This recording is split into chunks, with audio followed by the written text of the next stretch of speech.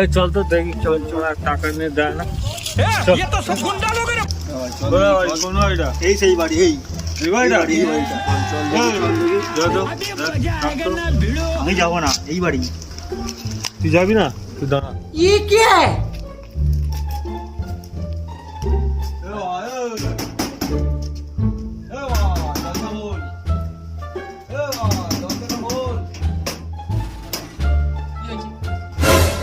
কি হয়েছে? আপনারা কারা?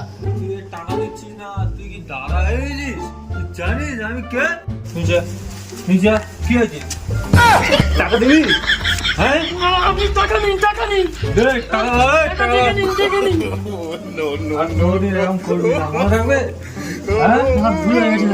ঠিক আছে, চল চল, এই চল, এই চল।